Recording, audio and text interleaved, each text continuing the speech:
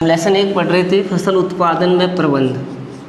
फसल उत्पादन व प्रबंध।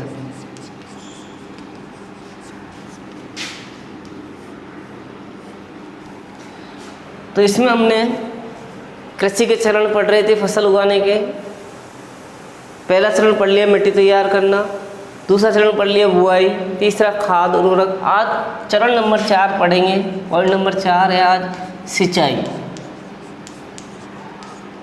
सिंचाई किसे कहते हैं, सिंचाई के स्रोत क्या है, सिंचाई के साधन क्या है, सिंचाई की विधियां जो है सिंचाई करने की कौन कौन सी है, वो इसके अंदर पढ़ा जाएगा आज।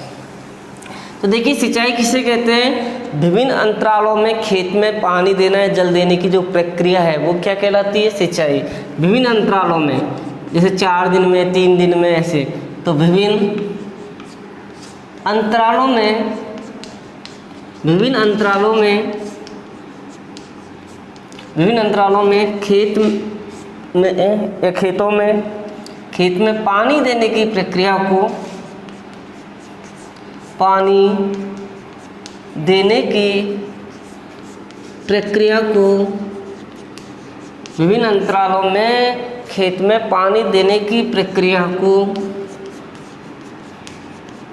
सिंचाई कहते हैं, सिंचाई कहते हैं। आपसे पूछे सिंचाई किसे कहते हैं, विभिन्न अंतरालों में खेत में जल या पानी देने की प्रक्रिया को सिंचाई कहते हैं। तो सिंचाई का मतलब होता है सींचना, खेतों को सींचना, जैसे पानी देते हैं तो वो एक तरह की सिंचाई होती है। ठीक है। अब सिंचाई के स्रोत, सिंचाई के स्रोत का मतलब है सिंचाई के लिए पानी कहाँ से आता है, सिंचाई के स्रोत। तो आपको पता है सिंचाई के स्रोत कौन कौन से हैं, नदियाँ हैं, नहर है, झील है, तालाब है, बांध है, नलकूप है, कुएँ हैं। तो सिंचाई के क्या होते हैं, स्रोत, कुएँ, नलकूप, नहर, तालाब, झील, बांध।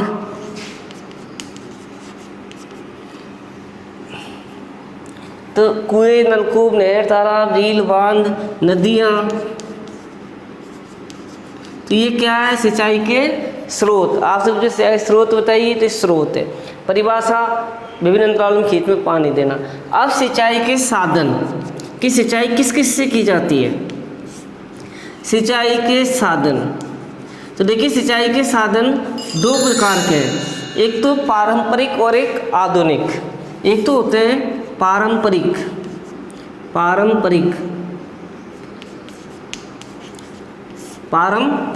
एक होते हैं आधुनिक। तो आधुनिक साधन और पारंपरिक साधन, पारंपरिक मतलब प्राचीन काल में जो सिंचाई करते थे। तो पारंपरिक तो जैसे मोट, रहट, चैन पंप, चरस, चैन पंप हो गया, चड़स, मोट, रहट, चैन पंप, चड़स, ये पारंपरिक तरीके थे पुराने। आधुनिक में आते हैं डीजल पंप, मोटर पंप, विद्युत पंप। तो ये है आधुनिक तरीके सिंचाई के, डीजल से सिंचाई करना, विद्युत पंप से। पहले इनसे पानी सींचा जाता था, मोटर से, रहट से, चैन पंप से, चड़स से। तो ये पारंपरिक है और ये आधुनिक है। फिर समझिए एक बार यहाँ तक, सिंचाई की परिभाषा, विभिन्न अंतरालों में खेत में पानी देने की प्रक्रिया को सिंचाई कहते हैं। सिंचाई के स्रोत है कुएं, नलकूप, नहर, तालाब, झील, बांध, नदियाँ। सिंचाई के 2 साधन हैं, पारंपरिक और आधुनिक। पारंपरिक में मोटर, रहट, चैन पंप, चड़स। आधुनिक में डीजल और विद्युत पंप। अब हम पढ़ते हैं इसके बाद में सिंचाई की आधुनिक विधियाँ। सिंचाई करने की जो आधुनिक विधि है वो 2 है, सिंचाई की आधुनिक विधियाँ। सिंचाई की आधुनिक विधियाँ, सिंचाई की आधुनिक विधियाँ। तो सिंचाई की आधुनिक विधियाँ कितनी हैं? 2। तो सिंचाई की आधुनिक विधियां दो है, एक तो है छिड़काव विधि, या इसको कहते हैं छिड़काव तंत्र, छिड़काव तंत्र, ठीक है। और दूसरी है ड्रिप तंत्र, ड्रिप तंत्र या ड्रिप विधि। ये दो विधि है, दोनों को ध्यान से समझना। सबसे पहले हम पढ़ते हैं छिड़काव विधि, छिड़काव तंत्र। छिड़काव तंत्र में क्या होता है, ये यहीं से देख लीजिए, छिड़काव विधि। इस विधि में यह विधि, पहले लिख लेते हैं एक बार, यह विधि असमतल भूमि के लिए उपयोगी है। यह विधि असमतल भूमि के लिए उपयोगी। कैसी भूमि के लिए? असमतल। कभी कभी कभार ये भी पूछ लिया जाता है कि असमतल भूमि के लिए कौन सी विधि उपयोगी होती है? छिड़काव। तो यह विधि असमतल भूमि के लिए उपयोगी है, के लिए उपयोगी है। इस विधि में क्या होता है, एक उदर पाइप होते हैं ऐसे, इनके ऊपर घूमने वाले नोजल लगे रहते हैं। क्या लगे रहते हैं? घूमने वाले नोजल। ये उदर पाइप है, उधर मैंने सीधा खड़ा, तो ये सीधा खड़ा उधर पाइप के ऊपर एक नोजल लगा रहता है घूमने वाला, ठीक है। और ये जो उधर पाइप किससे जुड़ा रहता है? मुख्य पाइप से निश्चित दूरी पर। एक है जुड़ गया, एक है जुड़ गया, तो निश्चित दूरी पर ये जुड़े हुए रहते हैं। जब इस मुख्य पाइप में पानी छोड़ा जाता है तो इन घूमने वाले नोजलों से, इन घूमने वाले नोजलों से पानी कैसे निकलता है? वर्षा के रूप में। किसके रूप में? वर्षा के रूप में। तो ये बौछार के रूप में निकलता है, जैसे क्या हो रही हो? वर्षा हो रही हो। तो फिर समझिए यह असमतल भूमि के लिए उपयोगी है। इसमें क्या होता है, एक उदर पाइप होता है जिसके ऊपर घूमने वाले नोजल लगे रहते हैं। ये पाइप निश्चित दूरी पर एक मुख्य पाइप से जुड़े रहते हैं। जब इस मुख्य पाइप में जब इस मुख्य पाइप में पानी छोड़ा जाता है तो इन घूमने वाले नोजलों से पानी बौछार के रूप में बाहर निकलता है, जैसे वर्षा हो रही हो। तो यह विधि असमतल भूमि के लिए उपयोगी है। इस विधि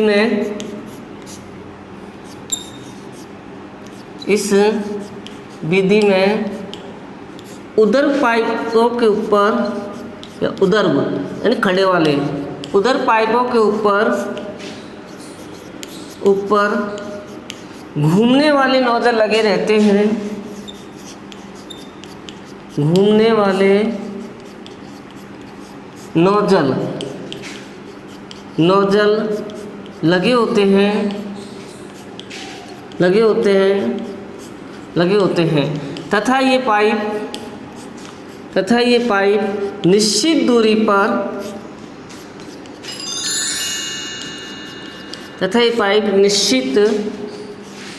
दूरी पर मुख्य पाइप से जुड़े रहते हैं। मुख्य पाइप से जुड़े रहते हैं।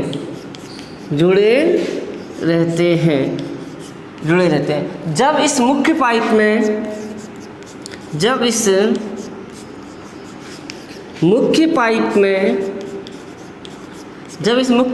में पानी छोड़ा जाता है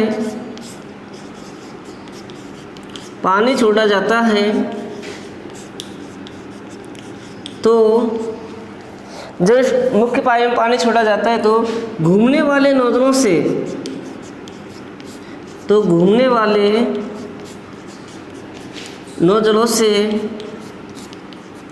पानी कैसे निकलता है? बौछार के रूप में। तो घूमने वाले नोजलों से पानी बौछार के रूप में बाहर निकलता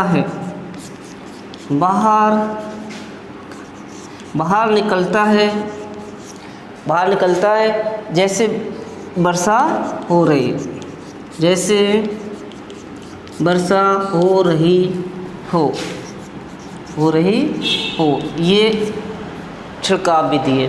फिर समझिए यह विधि समतल भूमि के लिए उपयोगी है। इस विधि में उधर पाइप होते हैं, उधर पाइप बताया था सीधे खड़े हुए, इनको ऊपर नोजल लगे रहते हैं और ये निश्चित दूरी पर मुख्य पाइप से जुड़े रहते हैं। जब इस मुख्य पाइप में पानी छोड़ा जाता है तो इन घूमने वाले नोजलों से पानी बौछार के रूप में बाहर निकलता है। जैसे क्या हो रही हो, क्या हो रही हो, वर्षा हो रही हो, क्या हो रही हो, वर्षा। ठीक है, इस प्रकार ये बलुई मिट्टी के लिए उपयोगी होती है। कौन सी मिट्टी के लिए, बलुई के लिए। ये भी याद रख लेना कि छिड़काव विधि किस प्रकार की मिट्टी के लिए उपयोगी है, बलुई मिट्टी के लिए। ठीक है, तो ये छिड़काव तंत्र हो। अब पढ़ते हैं ड्रिप। अब दूसरा पढ़ते हैं ड्रिप विधि।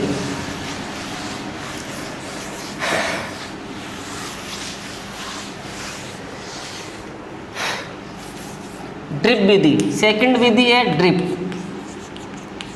नाम से पता है कि इस विधि में पानी बूंद बूंद करके पेड़ों की जड़ों में गिरता है, इसलिए इसे क्या कहते हैं, ड्रिप तंत्र, ड्रिप विधि कहते हैं। इस विधि में ये समतल भूमि के लिए उपयोगी है, ये ध्यान रखना। वो असमतल भूमि के लिए, ये समतल भूमि के लिए। इस विधि में पानी बूंद बूंद कर, बूंद बूंद कर पेड़ों की जड़ों में गिरता है। पेड़ों की जड़ों में, इस विधि में पानी बूंद बूंद कर पेड़ों की जड़ों में गिरता है, गिरता है। इस विधि में पानी बूंद बूंद कर पेड़ों की जड़ों में गिरता है, इसलिए इसे ड्रिप तंत्र या ड्रिप विधि कहते हैं। इसलिए इसे ड्रिप तंत्र कहते हैं, ड्रिप तंत्र कहते हैं, ड्रिप तंत्र कहते हैं। इसमें पानी बिल्कुल भी व्यर्थ नहीं जाता। क्यों? क्योंकि बूंद बूंद कर रहा है, कहाँ जाएगा, व्यर्थ बहेगा थोड़ी इसमें इस विधि से पानी बिल्कुल व्यर्थ नहीं जाता है या व्यर्थ नहीं होता है। इससे इस विधि से पानी व्यर्थ नहीं जाता है, व्यर्थ नहीं जाता है, तथा जहाँ पानी की कमी होती है वहाँ एक वरदान साबित होती है, नहीं जाता है। तथा जहाँ पानी की कमी होती है, जहाँ पानी की कमी होती है, जहाँ पानी की कमी होती है वहाँ यह एक वरदान साबित होती है, वहाँ यह एक वरदान साबित होती है, वरदान साबित होती है, साबित होती है। इस विधि का उपयोग बगीचों, फलदार पौधों आदि के लिए किया जाता है। इस विधि का उपयोग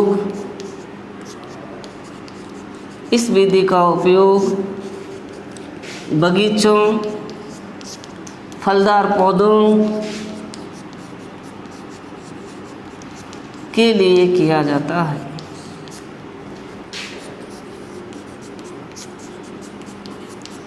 आपसे पूछें ड्रिप तंत्र समझाइए, तो इस विधि में पानी बूंद कर करके पेड़ों की जड़ों में गिरता है, इसलिए इसे ड्रिप तंत्र कहते हैं। इस विधि से पानी व्यर्थ नहीं जाता और जहाँ पर पानी की कमी होती है वहाँ एक वरदान साबित होती है, और इसका उपयोग बगीचों, फलदार पौधों के लिए किया जाता है।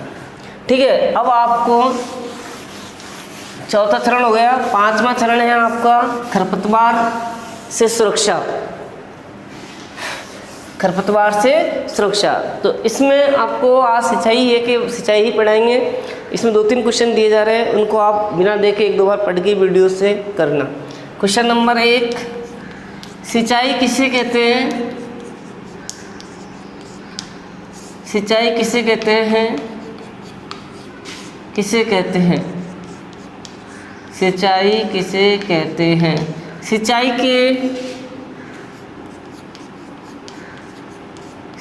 के 2 पारंपरिक तरीके बताइए।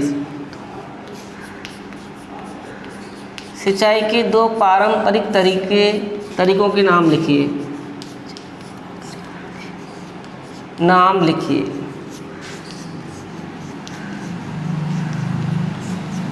क्वेश्चन नंबर 2, सिंचाई की आधुनिक विधियों का वर्णन कीजिए। दोनों विधियां समझानी है। सिंचाई की आधुनिक विधियों को समझाइए। सिंचाई की आधुनिक विधियों को समझाइए।